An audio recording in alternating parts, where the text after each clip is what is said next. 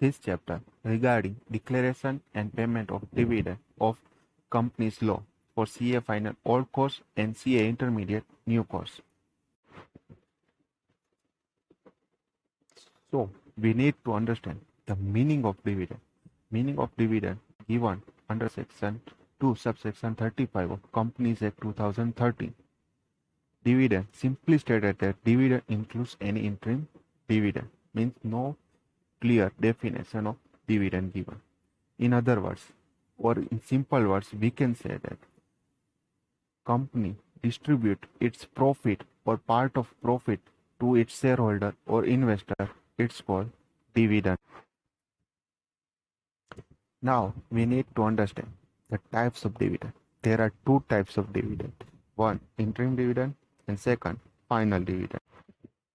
Now we learn about interim dividend, which authority can be declared.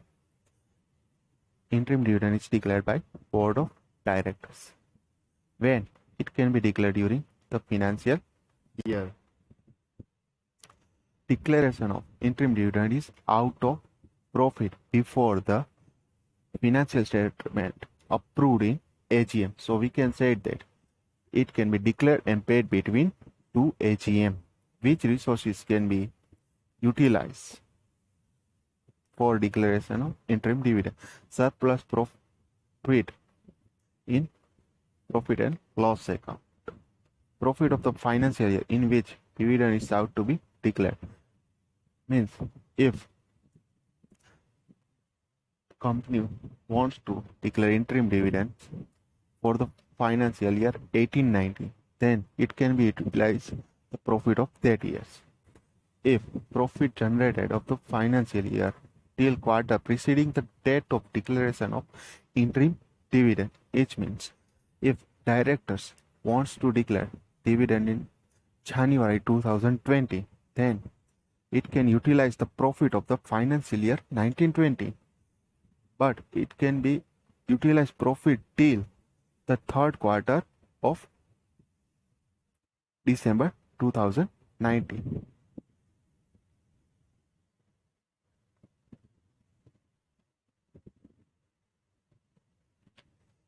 A declaration of interim dividend is regularized at ensuing AGM by members. It means resolution of interim dividend should be passed in AGM and regularize it. It's no matter for that. It's generally passed in AGM. If company has incurred losses during the financial year up to the end of the quarter immediately preceding the date of declaration of interim dividend, such interim dividend shall not be declared at a rate higher than the average dividend declared by the company during the immediate preceding 3 financial years. It means if company have loss in 2019-20 and directors wants to declare dividend in January 2020 interim dividend, then they cannot declare interim dividend higher than last 3 years dividend. It means if in 2017, 18 and 19 they are declaring dividend at a rate of 10, 15, 20% respectively, then they cannot declare at a rate higher than the average, means not more than 15%. Now we learn about final dividend. When the dividend is declared at AGM of the company is known as final dividend. The rate of the dividend need to be declared and paid shall be recommended by boards of directors in the director's report. It means if director recommend, then and then only dividend can be declared in AGM. Otherwise, member have no rights to declare the dividends. It means we can say that only directors or board have the rights to declare dividend. Member, it means owners are not have rights to declare dividend in AGM. In such a rate, lower rate is required to be approved by the member by the passing of ordinary resolution. It means member have right to lower the rate of dividend, means it can decrease the rate of dividend but cannot increase the rate of dividend. The rate of dividend recommended by the board cannot be increased by member. As I said, it cannot be increased by the members. Now we learn about dividend payable on the basis of nature of shares. First, preference. According to section 43 of the Companies Act 2013, shareholders holding preference share are assured of a preferential dividend at a fixed rate during the life of the company. It means the shareholder of preference shares have preferential rights on dividend at a fixed rate than normal equity shareholders.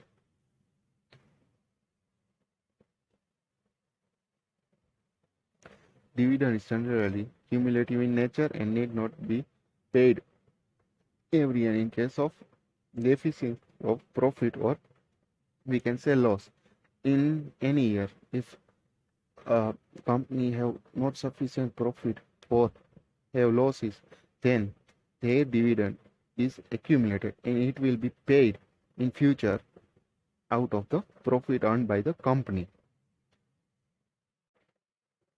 Types of the preferences on the basis of payment of dividend. First, cumulative preferences.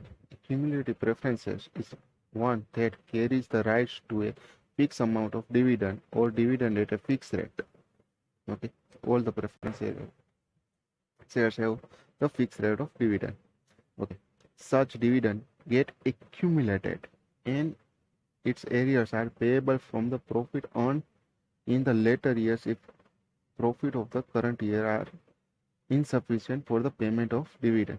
It means if in the cumulative preference company required to pay every year dividend of 10 lakh and company have no profit or minimum loss. Type of preference on the basis of payment of dividend. First, cumulative preference. Cumulative preference is one that carries the right to fixed amount of dividend or dividend at a fixed rate. Such a dividend get accumulated and its arrears are payable from the profit earned in the later year if profit of the current year are insufficient for the payment of dividend. Until and unless dividend and cumulative preference share is paid in full, including arrears, if any, no dividend is payable on equity shares. All the preference are carries the rights to fixed amount of dividend or fixed rate of dividend. Okay.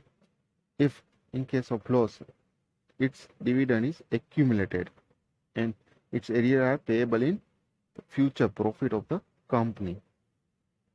If company is not paid the full amount of arrears of dividend of the cumulative preference share, it cannot pay any dividend to equity shareholders. Second, non-cumulative preference. In non-cumulative preferences carries with the rights of to a fixed amount of dividend. In case no dividend is declared due to any reason, the rights receive of such dividend that year is expired. It means they have no rights to accumulate the dividend and areas should be paid in future. It implies that holder of the such share is not entitled to area of dividend in future. Okay, as I said, they have no right to receive areas of dividend in future of company's profit. Okay. Now equity shares. Equity shares are those shares which are not preference shares. It means that they do not enjoy any preferential right in the matter of payment of dividend or repayment of capital. It's known by the all. Rate of dividend on equity shares is recommended by board of directors. as we learn. Okay. Rate of dividend depends upon the dividend policy and availability of profit after the satisfying the rights of preferential shareholders. Now points started regarding declaration and payment of dividend. First, provision regarding declaration and payment of dividend. First, source for declaration of dividend. As per section 123 subsection 1, dividend of the financial shall be declared or paid to the following sources. First, profit of the current financial year. Profit arrived at after providing the depreciation in accordance with Schedule 2. A company can pay dividend out of current year profit, but that profit should be calculated after providing depreciation as per Schedule 2. Profit of any previous financial year or years. Profit of any previous financial years arrived at after providing depreciation in accordance with Schedule 2 as as as above mentioned and remain in undistributed, that is credit balance in profit and loss and free reserves. It past past year profit should be in the books. It not distributed as profit or buyback or any other ways. This credit balance in profit and loss account and free reserves. It is to be noted that only free reserves and no other reserves are to be used for declaration or payment of dividend. It means only free reserves. For example, revaluation reserves, any other reserves are not used for the payment of dividend. Provision for money by the government. Money provided by the government or state government for the payment of dividend by the company in pursuance of guarantee given by the government. If any guarantee given by the government, then it can be paid out of that. Transfer to reserve. As per first provision of section 23 subsection 1, it is not mandatory to transfer a particular percentage of profit to its reserve before the declaration of dividend. It is now not relevant in Companies Act 1956. There are some certain percentage of profit required to transfer to reserve before declaration of dividend. It depends on rate of dividend, but now it's matter.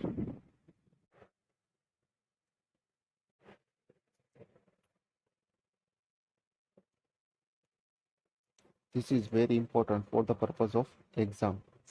Declaration of dividend when there is inadequacy or absence of profit.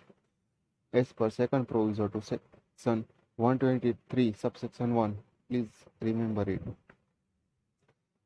In the event of inadequacy or absence of profit in any financial year, the company may declare dividend out of accumulated profit of previous years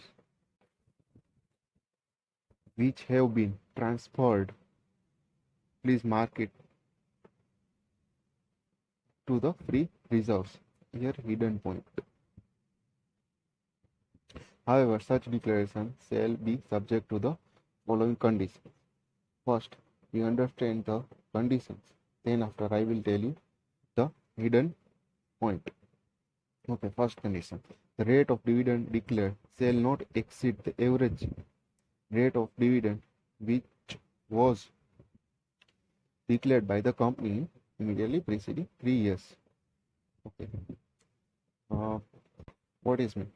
That in the year 2019-20, company does not have sufficient profit or have loss. So uh, if company want to declare dividend out of past profit which has been transferred to the free reserves. Okay. So first, as per first condition, the maximum rate of dividend. Okay. For example, here we take it in 2016 70 uh, rate of dividend declared was 10%. 2017 18 the rate of dividend declared was 15%. Okay. If 2018 19 rate of dividend declared is 20%. Then the maximum rate of dividend that can be declared in 2019-20 is average of 3 is 15%. Okay. The first conditions. Okay. Now second condition. The total amount to be withdrawn from the such accumulated profit shall not exceed 10% of its paid up share capital and free reserve as appearing in the latest audited financial statement. So for example, this second condition, what it means? It means the drawn from the free reserves not exceed 10% of its paid up share capital and free reserve. It means if, for example, if paid up share capital of company is 10 and free reserves are 90, so here 100. So what maximum amount they can withdraw is 10% of both, means 100 into 10% means 10. Okay, all figures as in crores, okay, 10 crores. Okay. Okay. 10% of free reserves. The amount so drawn shall first utilized to set off losses of the incurred financial year in which dividend declared. Thereafter, any dividend in respect of equity shall be declared. Okay. So what we withdraw the 10 crores in as per second. If a company have 1 crore loss, so first set of the loss 1 crore means 9 crores can be utilized for payment of dividend as per condition number 3. Okay. The fourth condition, the balance of reserve after such withdrawal shall not fall below 15% of its paid up share capital as appearing in the latest audited financial statement. Okay. What it means? Okay. That withdrawal shall not fall below 15% of its paid up share capital balance for reserves. In our example, we taken paid up share capital 10, free reserves 90. Okay. So what maximum amount we can withdraw? 15% of paid up share capital should be balance in free reserves. So 15%. So is equal to 1.5 crore. So maximum amount withdraw from the FR is 90 minus 1.5 means 88.5 crores.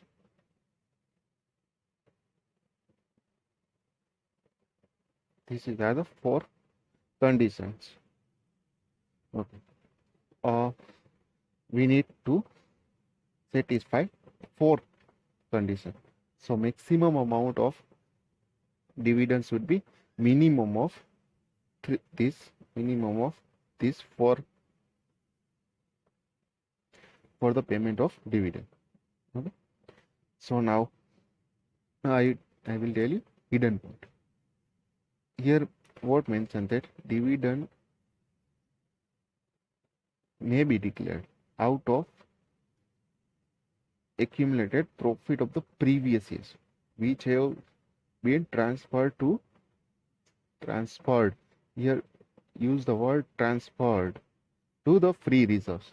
If the accumulated profit is in P&L account, then these conditions should not require to follow.